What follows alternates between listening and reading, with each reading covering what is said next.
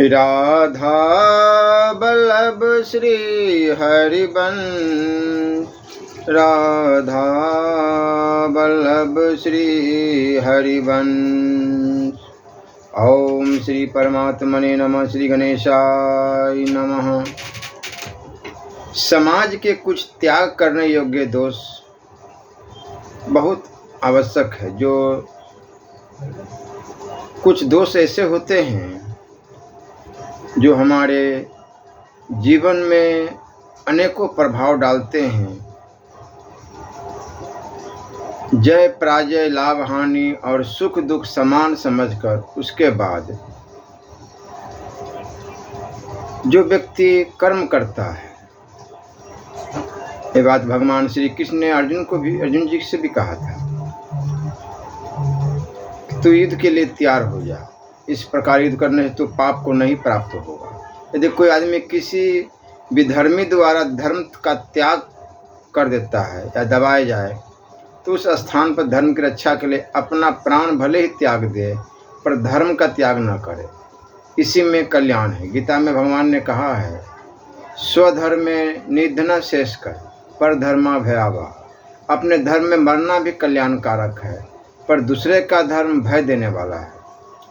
जो देहात्मवादी लोग शरीर को ही आत्मा मानते हैं, अर्थात शरीर के नाश से आत्मा का मरना मानते हैं, वो लोग ही अनुचित आक्रमण का सामना करने में कांपने लग जाते हैं और वीरतापूर्वक प्रतिकार नहीं कर सकते।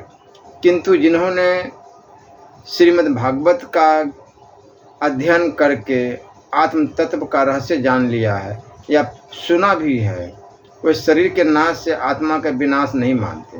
भगवान ने भी गीता में यह सिद्धांत बतलाया है कि जो सत्य वस्तु है उसका विनाश नहीं होता और जो मिथ्या वस्तु है वो कायम नहीं रहती। इस सिद्धांत के अनुसार अकर्ता निर्विकारी चेतन आत्मा को नित्य और अविनाशी होने से सत्य बतलाया गया है और नाशवान क्षणभंगुर विकार रूप इस जड़ देह को अनित्य होने से असत्य बतलाया गया है। इसलिए वे आत्मा को जानने वाले मृत्यु से निर्भय होकर धीरता और गंभीरता पूर्वक वीरता के द्वारा अत्याचारों का अंत कर डालते हैं। वास्तव में तो यदि कोई किसी पर अत्याचार करता है तो वह अत्याचार स्वयं ही उस अत्याचारी का विनाश कर डालता है। जैसे प्रहलाद पर किए हुए गए अत्याचार ने हिरण्यकशिप का अंत हुआ, दमयंती पर किए गए अत्याचार पर व्याध का, सीता जी पर किए गए अत्याचार ने रावण का, सची पर किए गए अत्याचार ने राजा नहुष का, वसुदेव देवकी और उनके पुत्रों पर किए गए अत्याचारों ने कंस का, द्रौपदी पर किए गए अत्याचार ने दुर्योधन का, दुशासन और जयद्रथ आदि का, ईसा पर किए गए अत्याचारों ने यहूदियों के शासन का और गुरु गोविंद सिंह के लड़कों पर किए गए अत्याचार ने मुगल शासन का विनाश कर डाला। इसी प्रकार के और भी बहुत से उदाहरण हैं। यद्यपि अत्याचार स्वयं ही अत्याचारी का नाश कर डालता है, किंतु जिस पर अत्याचार होता है वह भी यदि आत्मरक्षा के लिए प्रत्याक्रमण करे तो कोई दोष नहीं है। इसलिए सब कुछ भगवान की लीला समझकर निरंतर भगवान का स्मरण रखते हुए भगवान की प्रीति के लिए ही यह सब करना चाहिए। जो मनुष्य इस प्रकार भगवान में मन बुद्धि लगाकर भगवान को निरंतर याद रखता हुआ भगवान के आज्ञा अनुसार कर्तव्य कर्म का आचरण करता है वो भगवान को ही प्राप्त होता है। इसलिए भगवान ने अर्जुन जी से कहा कि तू सब समय में निरंतर मेरा स्मरण कर और युद्ध भी कर। इस प्रकार मुझ में अर्पण किए हुए मन बुद्धि से युक्त होकर तू निस्संदेह मुझको ही प्राप्त होगा। समाज के कुछ त्याग करने योग्य दोष क्या है? भली बुरी दोनों ही बातें समाज में रहती है। कभी भली बढ़ती है तो कभी बुरी, परिवर्तन होता ही रहता है। यह ठीक नहीं है कि पुरानी सभी बातें बुरी ही होती है अथवा नई सभी बातें अच्छी ही होती है। अच्छी बुरी दोनों में ही है। मनुष्य को विवेक विचार तथा साहस के साथ बुरी का त्याग और अच्छी का ग्रहण करना चाहिए। जो मनुष्य मिथ्या आग्रह से किसी बात पर अड़ जाता है उसका विकास नहीं होता। यही हाल समाज का है। हमारे हिंदू समाज में भी अच्छी बुरी बातें हैं। जो अच्छी है उनके संबंध में तो कुछ कहना नहीं है, जो बुरी है फिर चाहे वो नई हो या पुरानी, उन्हीं पर विचार करना है। यहाँ संक्षेप में कुछ ऐसी बुराइयों पर विचार किया जाता है जिनका त्याग समाज के लिए आध्यात्मिक, धार्मिक, नैतिक और आर्थिक सभी दृष्टियों से परम आवश्यक है। रहन सहन, समय, वातावरण तथा स्थिति के अनुसार रहन सहन में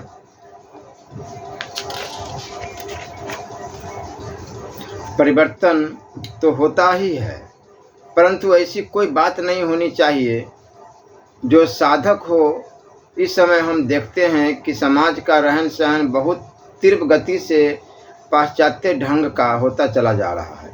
पाश्चात्य रहन सहन बहुत अधिक खर्चीला होने से हमारे लिए आर्थिक दृष्टि से घातक है। हमारी सभ्यता और सदाचार के विरुद्ध होने से आध्यात्मिक और नैतिक पतन का भी हेतु है। उदाहरण के लिए जूता पहनने, घरों में घूमना, एक साथ बैठकर खाना, खाने में कांटे छुरी का उपयोग करना, टेबल कुर्सियों पर बैठकर खाना, जूतियों के कई जोड़े रखना, रोज़ चर्बी मिश्रित साबुन लगाना, खाने पीने की चीज़ों में संयम न रखना, भोजन करके कुल्ले न करना, मल मूत्र त्याग के बाद मिट्टी के बदले साबुन से हाथ धोना या बिल्कुल ही ना धोना, फैशन के पीछे पागल रहना, बहुत अधिक कपड़ों का संग्रह करना, बार बार पोशाक बदलना, आदि आदि, इन सब का त्याग होना आवश्यक। खान पान की पवित्रता और संयम आर्य जाति के लोगों के जीवन का प्रधान अंग है। आज इस पर बहुत ही कम ध्यान दिया जाता है। रेलों में देखिए, हर किसी का जूता सोडा वाटर, लेमन पीना और जूठा भोजन खाना आमतौर पर चलता है। इसमें अपवित्रता तो है ही, एक दूसरे की बीमारी के और गंदे विचारों के परमाणु एक दूसरे के अंदर प्रवेश कर जाते हैं। होटल, हलवाई की दुकान या चाट वाले के खोंचे के सामने जूते पहने खड़े खड़े खाना, हर किसी के हाथ से खा लेना, मांस मद का आहार करना, लहसुन प्याज अंडों से युक्त बिस्कुट, बाजारू चाय, तरह तरह के पानी, अपवित्र आइसक्रीम और बर्फ आदि चीज़ें खाने पीने में आज बहुत ही कम हिचक रही है। शौक की बात है कि निरामिष भोजी जातियों में भी डॉक्टरी दवाइयों के द्वारा और होटलों तथा पार्टियों के संसर्ग दोष से अंडे और मांस मद का प्रचार हो रहा है। मांस में प्रत्यक्ष हिंसा होती है। मांसाहारियों की बुद्धि तामसी हो जाती है और स्वभाव क्रूर बन जाता है। नाना प्रकार के रोग होते ही हैं। इसी प्रकार आजकल बाजार की मिठाइयों में भी बड़ा अनर्थ होने लगा है। असली घी तो मिलना मुश्किल ही है। वेजिटेबल नकली घी भी असली नहीं मिलता, उसमें भी मिलावट शुरू हो गई है। मावा, बेसन, मैदा, चीनी, आटा, मसाले, तेल आदि चीज़ें भी शुद्ध नहीं मिलती। हलवाई लोग तो 2 पैसे के लोभ से नकली चीज़ें बरतते हैं है ही। समाज के स्वास्थ्य का ध्यान न दुकानदारों को है न हलवाइयों को होता भी कैसे, जब बुरा बतलाने वाले ही बुरी चीज़ों का लोभ बस प्रसार करते हैं, तब बुरी बातों से कोई कैसे परहेज रख सकता है। आज तो लोग आप ही अपनी हानि करने को तैयार है। यही तो मोह की महिमा है। अन्याय से कमाए हुए पैसों का अपवित्र तामसी वस्तुओं से बना हुआ, अपवित्र हाथों से बनाया और परोसा हुआ, अपवित्र स्थान में रखा हुआ, हिंसा और मादकता से युक्त विशेष खर्चीला, अस्वास्थ्यकर पदार्थों से युक्त सड़ा हुआ व्यसन रूप अपवित्र और उच्छिष्ट भोजन धर्म, बुद्धि, धन, हिंदू सभ्यता और स्वास्थ्य सभी के लिए हानिकारक होता है। इस विषय पर सबको विशेष रूप से ध्यान देना चाहिए। वेशभूषा सदा कम खर्चीला, सुरुचि उत्पन्न करने वाला, पवित्र और संयम बढ़ाने वाली होनी चाहिए। आजकल ज्यों-ज्यों फैशन बढ़ रहा है त्यों ही खर्च भी बढ़ रहा है। सादा मोटा वस्त्र किसी को पसंद नहीं। जो खादी पहनते हैं उनमें भी एक तरह की बनावट आने लगी है। वस्त्रों में पवित्रता होनी चाहिए। विदेशी और मिलों के बने वस्त्रों में चर्बी की मार लगती है, यह बात सभी जानते हैं। देश के हाथ की कारीगरी मिलों की प्रतियोगिता में नष्ट होती है, इससे गरीब मारे जाते हैं। इसलिए मिल के बने वस्त्र नहीं पहनने चाहिए। विदेशी वस्त्रों का व्यवहार तो देश की दरिद्रता का प्रधान कारण है ही। रेशमी वस्त्र जीवित कीड़ों को उबालकर उनसे निकाले हुए सूत से बनता है। यह भी अपवित्र और हिंसा युक्त है। वस्त्रों में सबसे उत्तम हाथ से काटे हुए सूत की हाथ से बनी हुई खादी, परंतु इसमें भी फैशन नहीं आना चाहिए। खादी हमारे संयम और स्वल्प व्यय के लिए है, फैशन और फिजूल खर्चा के लिए नहीं है। खादी में फैशन और फिजूल खर्ची आ जाएगी तो इसमें भी अपवित्रता आ जाएगी। मिल के बने हुए वस्त्रों की अपेक्षा तो मिल के सूत से हाथ करघे पर बने वस्त्र उत्तम है, क्योंकि उसके बुनाई के पैसे गरीबों के घर में जाते हैं और उसमें चर्बी भी नहीं लगती। स्त्रियों के गहनों में भी फैशन का जोर है। आजकल असली सोने के सादे गहने प्राय नहीं बनाए जाते, हल्के सोने के और मोतियों के फैशनेबल गहने बनाए जाते हैं, जिनमें मजदूरी ज़्यादा लगती है। बनवाते समय मिलावट का अधिक डर रहता है और ज़रूरत पड़ने पर बेचने के समय बहुत ही कम कीमत मिलती है। पहले स्त्रियों के गहने ठोस सोने के होते थे जो विपत्ति के समय काम आते थे। अब तो वह प्राय चली गई है कि इसी प्रकार कपड़ों में फैशन आ जाने से कपड़े ऐसे बनते हैं जो पुराने होने पर किसी काम नहीं आते और न उसमें लगी हुई जड़ी, सितारे, कलाबतू आदि के विशेष दाम मिलते हैं। ऐसे कपड़ों के बनवाने में जो अपार समय और धन व्यर्थ जाता है सो तो जाता ही है। नए पढ़े लिखे बाबुओं और लड़कियों में तो इतना फैशन आ गया है कि वे खर्च के मारे तंग रहने पर भी वेशभूषा में खर्च कम नहीं कर सकते। साथ ही शरीर की सजावट और सौंदर्य वृद्धि की चीज़ें, साबुन, तेल, फुलेल, इत्र, essence, cream, lavender, scent, powder आदि इतने बढ़ते जाने लगे हैं और उनमें एक एक व्यक्ति के पीछे इतने पैसे लगते हैं कि उतने पैसों से एक गरीब गृहस्थ का काम चल जा सकता है। इन चीज़ों के व्यवहार से आदत बिगड़ती है, अपवित्रता आती है और स्वास्थ्य भी बिगड़ता ही है। धर्म की दृष्टि से तो ये सब चीज़ें त्याज्य है ही। एक बात और है, सौंदर्य की भावना में छिपी काम भावना रहती है। जो स्त्री पुरुष अपने को सुंदर दिखलाना चाहते हैं वो काम भावना का विस्तार करके बल बुद्धि और वीर्य के नाश द्वारा अपना और समाज का बड़ा अपकार करते हैं। रस्म रिवाजों में सुधार चाहने वाली सभाओं के द्वारा जहाँ एक और एक बुरी प्रथा मिटती है तो उसकी जगह दो दूसरी नई आ जाती है। जब तक हमारा मन नहीं सुधर जाता तब तक सभाओं के प्रस्तावों से कुछ भी नहीं हो सकता। खर्च घटाने के लिए सभाओं में बड़ी पुकार मची। खर्च कुछ घटा भी, परंतु नए इतने रिवाज बढ़ गए हैं कि खर्च की रकम पहले की अपेक्षा बहुत अधिक बढ़ गई है। दहेज की प्रथा बड़ी भयंकर है, इस बात को सभी मानते हैं। धारा सभाओं में इस प्रथा को बंद करने के लिए बिल भी पेश होते हैं। चारों ओर से पुकार भी काफ़ी होती है, परंतु यह प्रथा ज्यों की त्यों नहीं बढ़े हुए रूप में वर्तमान है और इसका विस्तार अभी जरा भी रुका नहीं है।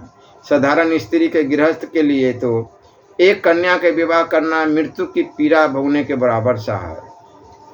आजकल मोल तोल होते हैं। दहेज का इकरार तो पहले हो चुका है, तब कहीं संबंध होता है और पूरा दहेज न मिलने पर संबंध तोड़ दिया जाता है। दहेज के दुख से व्यथित माता पिताओं की मानसिक पीड़ा की देखकर बहुत सी सुरदया कुमारियों ने आत्महत्या करके समाज के इस बूचर खाने पर अपनी बलियां चढ़ा दी हैं। इतना होने पर भी यह पाप अभी बढ़ता ही जा रहा है। सुना था दहेज के डर से राजपूतों में कन्याओं को जीते जी मार दिया जाता था। अभी बहुत से समाजों में भी जो कन्या का तिरस्कार होता है उसके जीवन का मूल्य नहीं समझा जाता। बीमार होने पर उसका उचित इलाज नहीं कराया जाता। यहाँ तक कि कन्या का जन्म होती कई माता पिता तो रोने लगते हैं। दहेज की पीड़ा ही इसका एक प्रधान कारण है। इस समय ऐसे धर्म भीरू साहसी सज्जनों की आवश्यकता है जो लोभ छोड़कर अपने लड़कों के विवाह में दहेज लेने से इनकार कर दे या कम से कम लेवे, लड़के वालों के स्वार्थ त्याग से ही यह पाप रुकेगा। अन्यथा यदि यह चलता रहा तो समाज की बड़ी ही भीषण स्थिति होनी संभव है। विवाह वगैरह में शास्त्रीय प्रसंगों को कायम रखते हुए जहाँ तक हो सके कम से कम रस्में रखनी चाहिए, और वह भी ऐसी जो सुरुचि और सदाचार उत्पन्न करने वाली हो, कम खर्च की हो और ऐसी हो जो साधारण गृहस्थ के द्वारा भी आसानी से संपन्न की जा सके। अवश्य देने के वस्त्र और अलंकार भी ऐसे हो जिनमें व्यर्थ धन खर्च न हो। 100 रुपये की चीज़ किसी भी समय 80-90 रुपये कीमत तो दे ही दे। 10-20% अधिक घाटा हो ऐसा गहना चढ़ाना तो जानबूझकर अभाव और दुख को निमंत्रण देना है। इसके साथ ही संख्या में भी चीज़ें ज़्यादा न हो और फैशन से बची हुई हो। विवाह आदि में वेश्याओं के नाच, फुलवाड़ी, आतिशबाजी, भरुओं के स्वांग, गंदे मजाक, स्त्रियों के गंदे गाने, सिनेमा, नाटक, जुआ, शराब आदि तो सर्वथा बंद होने ही चाहिए। जहाँ तक हो गांजा, भांग, सिगरेट, तंबाकू, बीड़ी आदि मादक वस्तुओं की तथा सोडा वाटर, बर्फ की मेहमानदारी भी नहीं होनी चाहिए। बरातियों की संख्या थोड़ी होनी चाहिए और उनके स्वागत में कम से कम खर्च हो। सादगी और सदाचार की रक्षा हो, ऐसा प्रयत्न स्वयं बरातियों को करना चाहिए। लड़की वाले के घर जाकर उससे अनाप शनाप मांग करना और न मिलने पर नाराज होना तो एक तरह का कमीनापन है। गुजरात और महाराष्ट्र में विवाह के अवसर पर हरि कीर्तन की बड़ी सुंदर प्रथा है। हरि कीर्तन में एक कीर्तनकार होते हैं जो किसी भक्त चरित्र को गा कर सुनाते। बीच बीच में नाम कीर्तन भी होता रहता है। सुंदर मधुर स्वर वाद्यों का सहयोग होने से कीर्तन सभी के लिए रुचिकार और मनोरंजन भी होता है और उससे बहुत अच्छी शिक्षा भी मिलती है। उत्तर और पश्चिम भारत के धनी लोग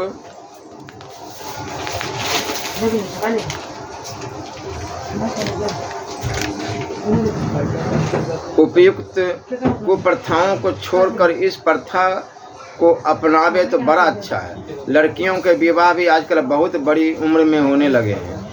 बाल विवाह से बड़ी हानि हुई है, परंतु लड़की को युवती बनाकर विवाह करना बहुत हानिकारक है। शास्त्रीय मर्यादा के अनुसार रजोदर्शन होने के बाद विवाह करना अधर्म तो है ही। आजकल के बिगड़े हुए समाज में जब तक चरित्र का पवित्र रहना भी असंभव सा ही है। युवती विवाह के कारण कुमारी अवस्था में आजकल बेविचार की मात्रा जिस तीव्र गति से बढ़ रही है उसे देखते भविष्य बहुत ही भयानक मालूम होता है। यही हाल स्कूली लड़कों का है। अतएव लड़की का विवाह रजोदर्शन से पूर्व और लड़के का 18 वर्ष की आयु तक में कर देना उचित जान पड़ता। अवश्य ही स्त्री पुरुष का संयोग तो स्त्री की रजोदर्शन के बाद ही होना चाहिए, नहीं तो धर्म की हानि के अतिरिक्त स्त्रियों के हिस्टीरिया, क्षय रोग, तपेदिक और परदर आदि की भयंकर बीमारियां होकर उनका जीवन नष्ट प्राय हो जाता है। घर में किसी की मृत्यु हो जाने पर श्राद्ध भोज और बंधु भोज की प्राचीन प्रथा है। यह वास्तव में कोई दूषित प्रथा नहीं है, परंतु निर्दोष प्रथा भी जब देश काल और पात्र के अनुकूल नहीं होती तो वह दूषित हो जाता है। जिस समय खाद्य पदार्थ बहुत सस्ते थे और गृहस्थ के दूसरे खर्च कम थे उस समय बात दूसरी थी। अब तो बहुधा यह देखा जाता है कि इस प्रथा की रक्षा के लिए ब्राह्मण भोज और बंधु भोजन में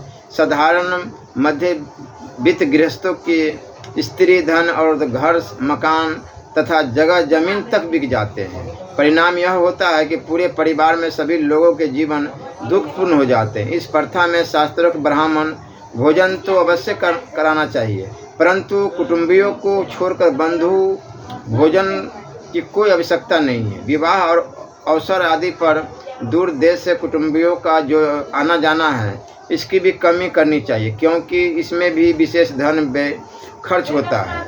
तथा लोगों को जाने आने में हैरानी भी बहुत होती है। बड़े शहरों में बड़े आदमियों के यहाँ विवाहों में आजकल बिजली का खर्च, मेहमानदारी का खर्च और ऊपरी आवंडर का खर्च इतना बढ़ गया है कि गरीब गृहस्थों के यहाँ उतने खर्च में कई विवाह हो सकते हैं। मान सम्मान, कीर्ति और पोजीशन का मिथ्या मोह, मूढ़ता, हठ धर्मी ही इन सारे रस्म रिवाजों के चलते रहने में प्रधान कारण है। अतएव इस सब को छोड़कर साहस के साथ ऐसे रस्मों को त्याग देना चाहिए।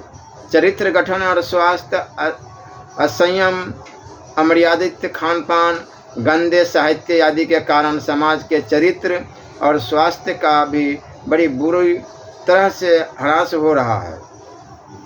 बीड़ी सिगरेट पीना, दिन भर पान खाते रहना, दिन में 5-7 बार चाय पीना, भांग, गांजा, तंबाकू, गांजा, चरस आदि का व्यवहार करना, उत्तेजक पदार्थों का सेवन करना, विज्ञापनी बाजीकरण दवाएं खाना, मिर्च मसाले, चाट तथा मिठाइयाँ खाना, कुरुचि उत्पन्न करने वाली गंदी कहानियों और उपन्यास, नाटकों का पढ़ना, सिंगार के काव्य और कोक शास्त्र आदि के नाम से प्रचलित पुस्तकों को पढ़ना, गंदे समाचार पत्र पढ़ना, अश्लील चित्रों को देखना, पुरुषों का स्त्रियों में और स्त्रियों का पुरुषों में अमर्यादित जाना आना, सिनेमा देखना, सिंगारी गाने सुनना और परमादी विषय, व्यभिचारी तथा नास्तिक पुरुषों का संग करना आदि कई दोष समाज में आ गए हैं। कुछ पुराने थे, कुछ नए सभ्यता के नाम पर आ घुसे हैं, जो समाज रूप शरीर में घून की तरह लगकर उसका सर्वनाश कर रहे हैं। काम संबंधी साहित्य पढ़ना,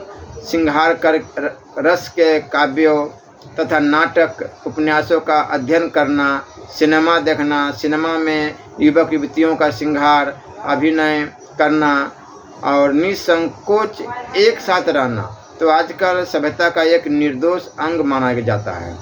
कला के नाम पर कितना भी अनर्थ हो जाए सभी क्षम्य मान लिया जाता है। लड़कपन से ही बालक बालिकाओं का फैशन रहना, चरित्रहीन नौकर नौकरानियों के संसर्ग में रहना, सिंगार की पुस्तकें पढ़ना, सिंगार करना, सिनेमा देखना, स्कूल कॉलेज में लड़के लड़कियों का एक साथ पढ़ना, कॉलेज जीवन में असंयम पूर्ण छात्रावासों में रहना आदि बातें चरित्र नाश के प्रधान कारण होती है और आज के युग में इन्हीं का विस्तार देखा जाता है। दुख तो यह है कि ऐसा करना आज समाज की उन्नति के लक्षणों के अंतर्गत आ गया है।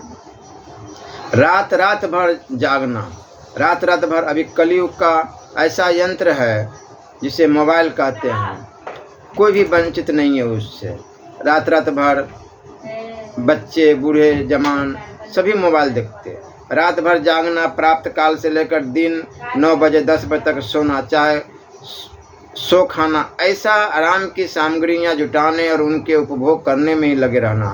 विलासिता और अमीरी को जीवन का अंग मानना, भद्दी भद्दी दिलगिया करना, केसों और जूतों को सजाने में ही घंटों बिता देना, दांतों में नख खिलते रहना, ईश्वर धर्म का मखौल उड़ाना, संत महात्माओं की निंदा करना, शास्त्र और शास्त्र निर्माता ऋषि मुनियों का अनादर करना, संध्या प्रार्थना करने का नाम भी न लेना, माता पिता को कभी भूलकर भी प्रणाम न करना, केवल शरीर का आराम चाहना, मेहनत का काम करने से जी चुराना और लजाना, थोड़ी देर में ही जाने लायक काम में अधिक समय बिता देना, कर्तव्य कर्म में आलस्य करना और व्यर्थ के कामों में समय नष्ट कर देना आदि दोष जहाँ समाज में फैल रहे हो वहाँ चरित्र निर्माण, स्वास्थ्य लाभ, धर्म और आत्म उन्नति की संभावना कैसे हो सकती है।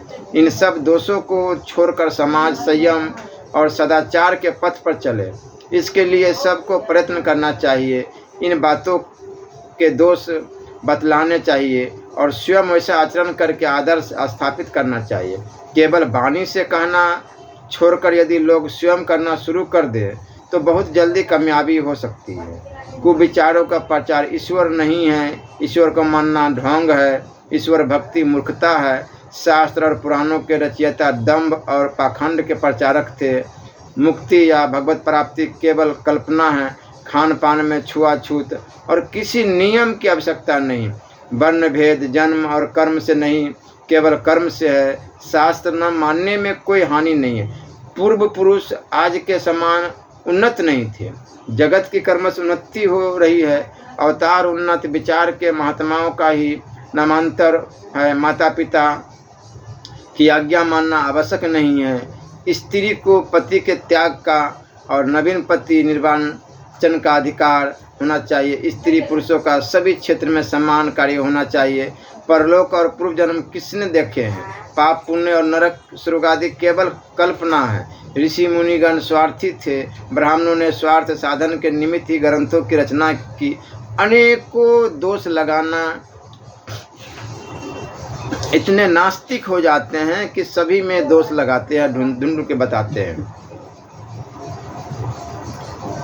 पातिव्रत और सती तत्व की महिमा गाई। देवतावाद कल्पना है। उच्च वर्णों ने नीच वर्णों के साथ सदा अत्याचार ही किया है। विवाह के पूर्व लड़के लड़कियों का अश्लील रहन सहन बेविचार नहीं है। सबको अपने मन के अनुसार सब कुछ करने का अधिकार है। आदि आदि ऐसे ऐसे बातें आजकल इस ढंग से फैलाई जा रही है कि भोले भाले नर नारी ईश्वर में अविश्वासी होकर धर्म कर्म और सदाचार का त्याग कर रहे हैं। इस ओर सभी विचारशील पुरुषों को ध्यान देना चाहिए।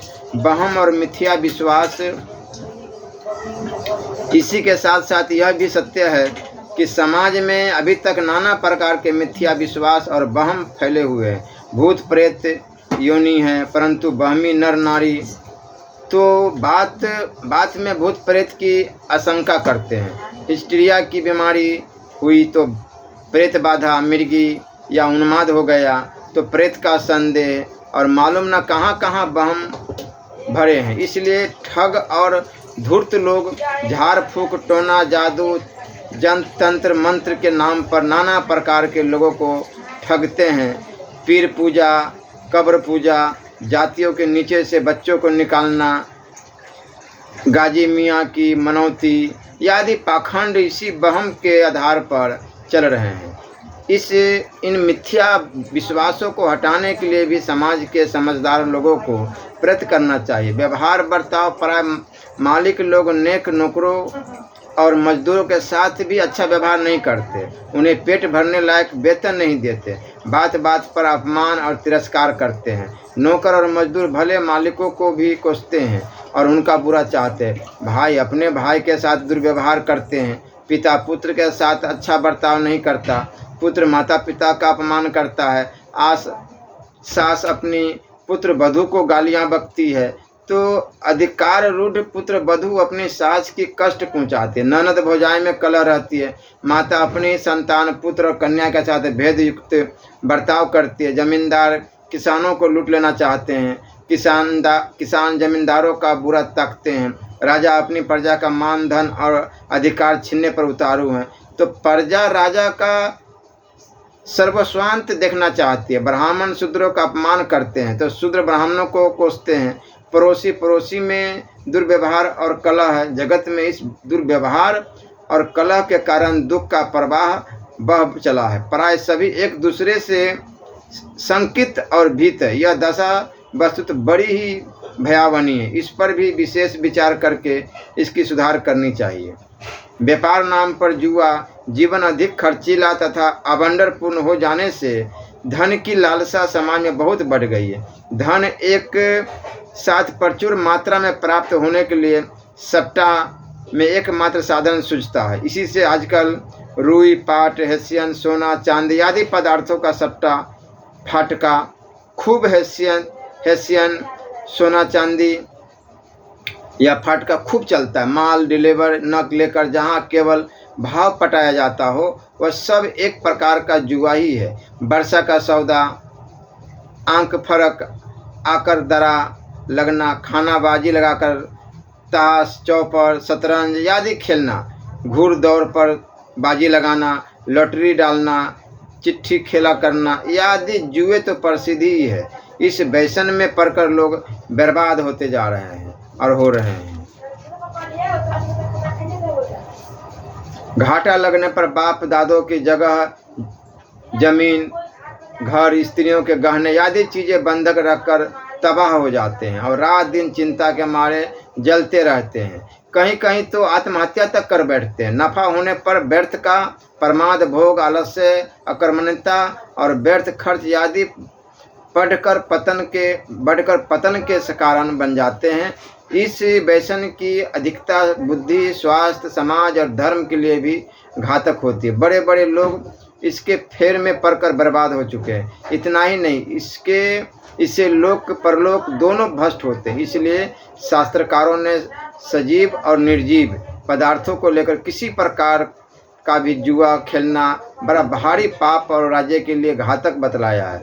भगवान मनु ने तो जुआरियों को देश से निकाल देने की आज्ञा दी है। इसलिए अपना हित चाहने वाले पुरुषों को इस विनाशकारी दुर्व्यसन से सर्वथा बचना चाहिए।